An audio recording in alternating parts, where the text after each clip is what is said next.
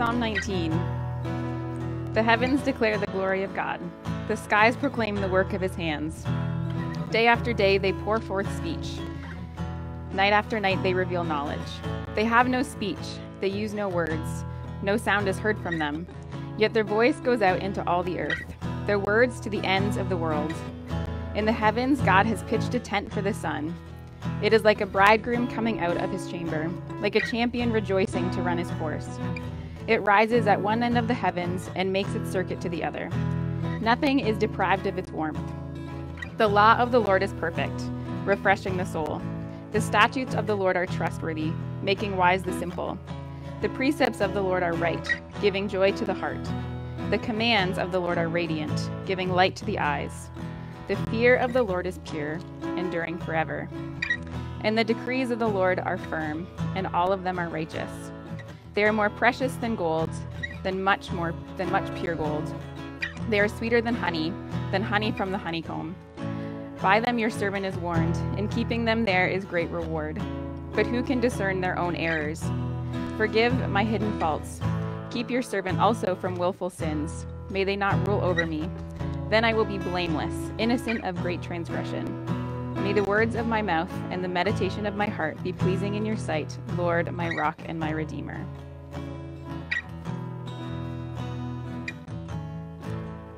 We're just going to spend a minute praying together, so would you join me in prayer? Eternal Father of my soul, let my first thought today be of you. Let my first impulse be to worship you. Let my first word be your name. Let my first action be to kneel before you in prayer. For your perfect wisdom and perfect goodness, for the love you have for all people, for the love you have for me, for the great and mysterious opportunity of my life, for your Spirit who dwells in my heart. For the 7 gifts of your Spirit, I praise and worship you, O Lord. Yet when this morning prayer is finished, do not let me think that my worship has ended and spend the rest of the day forgetting you. Rather, from these quiet moments, let light and joy and power pour out and remain with me through every hour of this day. May the light and joy and power keep my thoughts pure. Keep me gentle and truthful in all I say. Keep me faithful and diligent in my work. Keep me humble in my opinion of myself. Keep me honorable and generous in my dealings with others. Keep me loyal to every cherished memory of the past. Keep me mindful of my eternal destiny as your child. O God, you have been the refuge of your people through many generations. Be my refuge in every moment and every need that I face today. Be my guide through all uncertainty and darkness. Be my guard against all that threatens my spiritual well-being. Be my strength in times of testing. And cheer my heart with your peace. Through Jesus Christ. Amen.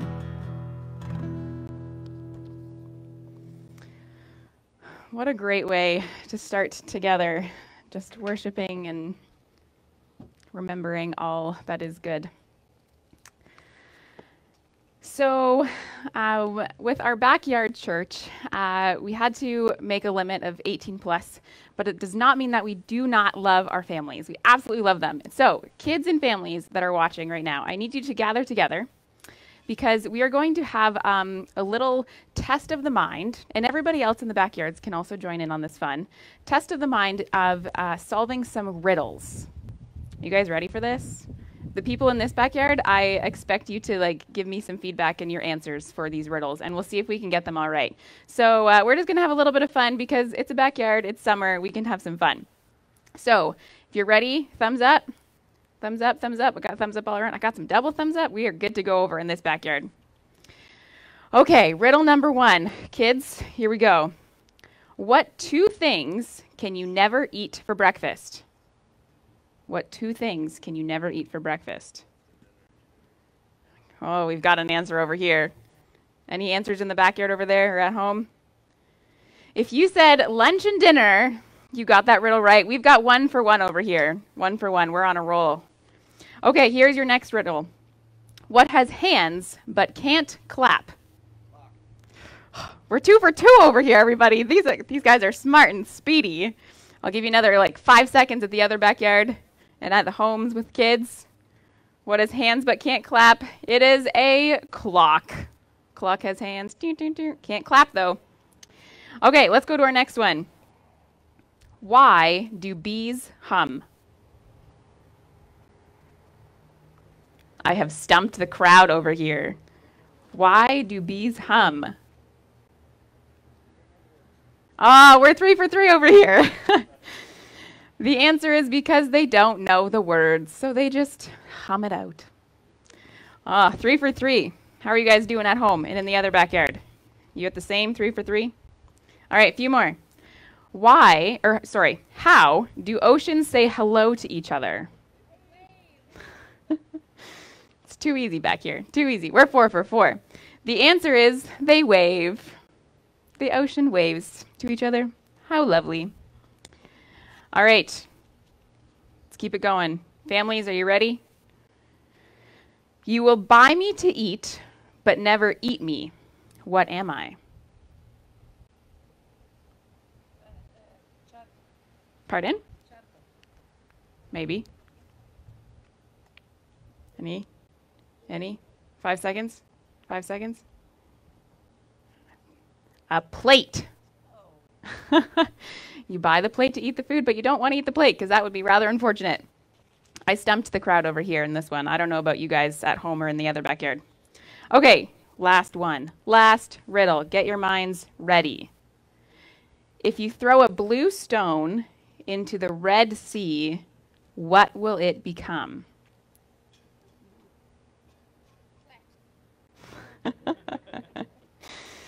We got it over here. The stone just becomes wet. Who cares about the color? It just is in water and it just gets wet. So how did you guys do in the other backyard? How did you guys do at home? Kids, did you get some answers there? I hope so. I sure hope so. Hello. All right, I have a few announcements before we move on to our interview for today. And the first announcement is, if you saw on Facebook last week, we announced that we are collecting donations for the food cupboard. So the food cupboard is actually located at the North Park Fanshawe site, not at the Huron site. But we have been able to use that as a resource to support some people in the North Park Huron community. So it's been amazing to just collaborate together. And we will be doing that again soon, but the food cupboard needs a little bit of restocking. So we are asking if our Huron community could help in that need and serve in that way. So on the Huron Facebook page, if you just scroll down past this feed a little bit after the service is done, there is a list of all the things that we are needing for that. And then you can drop it off at the Fanshawe site, not Huron, Fanshawe. Fanshawe, everyone say, drop off at Fanshawe. Thank you. At Huron, there will be nothing to drop it off at. So if you would like to contribute and serve in this way, you'll drive to the Fanshawe site under the awning by the front door. There will be a table there. You can put it right there. Everything is social distanced. And then we make sure that food gets to the cupboard, and then we'll go out and serve our community. So drop-offs can happen Monday and Tuesday of this week between 9 and 2 in the afternoon. And if you would like to donate but can't get there during that time, let us know and we will make sure someone comes to get the food from your porch and we will make sure it gets there. So just reach out if that is where you're at.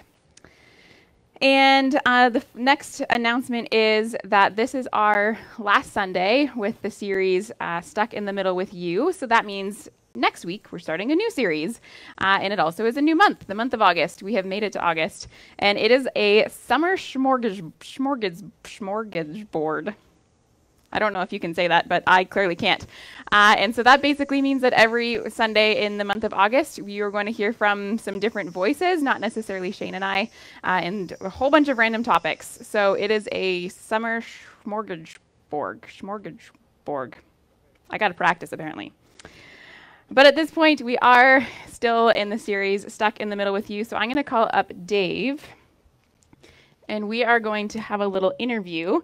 So how the summer has been working is we've done a message and then an interview with someone, a message, an interview, a message, an interview. And it's all around the topic of liminal space. And liminal space is basically, you know that you are no longer here and you're not here yet. And so you're stuck in this middle space, and sometimes it's just weird to maneuver that. So the people that we have been interviewing have found themselves in some liminal space, and so they're just kind of sharing that personal experience with us. And so today we have Dave. Everyone say hello to Dave. Dave, say hello to everybody. Oh, amazing. So if you have not met Dave, he's often behind the computer and he has been today. So that's been great. So let's start off. Can you just tell us a bit about who you are and how you came to North Park, Huron? Yeah, I came to London about 2 years ago, and the summer I got here was the summer that North Park was opening a new campus. So the first Sunday I was here, I went to the Fanshawe site, and they introduced this new church that was going to be starting up. And I had come from a church plant back in my hometown in Ottawa, so I thought, hey, that's probably the perfect spot for me. Yeah. Nice. A little quinky-dink. Little quinky dink. And you have not just been sitting around at Huron, you're very actively involved. So can you tell us a little bit more about how you're involved here? Right, so here I work with all the AV team and make sure everything's sounding great and looking great on Sunday mornings. And I also help out with youth. This was another nice, as I'm putting it, quinky-dink, as I learned all this stuff at my church plant in Ottawa. Hey, which one's your mic? One. One, thank you. How's it? That's pretty loud. There you go. Is it sounding good in the headphones? Shane just said to turn it up, so. Okay. Thanks, Shane. We're getting live feedback as we go. Yeah, so not only are you involved at Huron, doing youth, doing all of the tech stuff, and making sure that happens, you obviously do some other things beyond. So tell us a little bit about your studies without getting too sciencey for us non-science people in the crowd. But tell us a bit about what you do when you're not at church. Right, so the reason I came to London in the first place is to do my master's in geology. So what I work with is economic deposits, looking for new resources effectively. My thesis is specifically on lithium deposits and trying to find those. I guess that's the least sciencey way I could put it. Yeah, you got it. Rocks. That's the easiest way to sum it up. I like looking at rocks. I think they're pretty neat. All the rock. Do you have a rock collection? I do. It's a lot larger than I would like to admit. Give us a guesstimate how many rocks in this collection. I have a filing cabinet. Anybody else have a filing cabinet of rocks? Definitely don't. Okay, yeah, me too. So you've been studying lots, doing research, admiring rocks, but this pandemic has thrown you into a bit of a liminal space and a liminal season. So what has kind of happened during that experience of entering into liminal space, and how do you kind of see this moving forward into a new season? Like how does this liminal space impact your next season? Well, I'm probably the terrible person to ask what I think is coming next, because I've probably been wrong about this pandemic every step of the way. When it first started, I'm like, oh yeah, things will blow over in a month or so. We back to normal, no big deal, and obviously that didn't pan out. So I ended up returning to Ottawa for a month and a half or so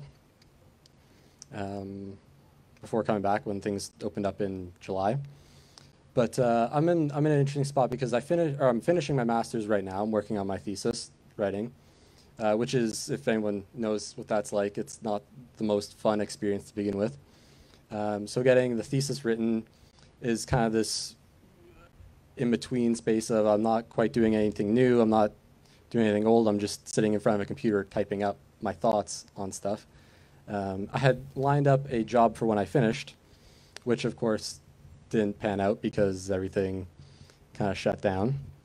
And so now for the first kind of time in life, I'm kind of coming to a close, like a chapter's ending, and I don't know where the next one's going to pick up right now. And it's not the most fun experience, not knowing what's going to happen next. Mm-hmm. Yeah, it's just a lot of unknowns and things changing. Where do we go from here?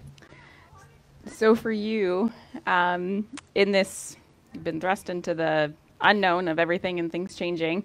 How have you found yourself trying to trust in God through this space of unknown and this season? Well, I've been kind of lucky. My favorite verse for a long time has been Psalms 16:8. And it goes something like, I set my eyes always upon the Lord, And because he is on my right side, I will not be shaken. And I think that's a really good thing for this time as well. Just that as long as we're focused on God and focused on kind of what he wants, there's nothing that can shake us. No global pandemic, no uncertainty. We just focus on one thing and trust that everything else will kind of fall into place as we walk forward. God will light the way, light onto our path and so on. That verse, I can't remember where it is. Yeah.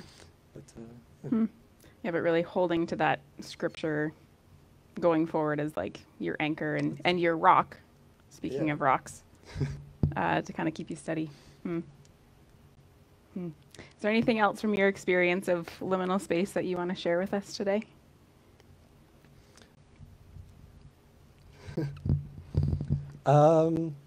It's been it's been interesting kind of reworking how to build connections. And when I right before I left for Ottawa, I kind of set the church up for what we're doing now with the post services and all that. And and I kind of felt like I missed out when I left for Ottawa, because I was watching the services online, seeing everyone the band kind of come back together and do all that stuff. But I kind of made it a point to join in on the services when they started, and just that way I felt like I was part of it. I was still somewhat interacting with this live feed, these live people, and then when I came back, I got to reconnect with them again. And I think that was just a really good thing of just intentionally trying to stay a part of this community. I think that's a really solid point, because it's difficult, right? I think we can all agree. Difficult to maintain connection and part of the church community when we can't be together, but to be intentional about it is a really great point. So, well, thank you so much for sharing about like the very current liminal space that you're in right now, because that's a real thing. It's not a past, it's a current. So thank you for sharing.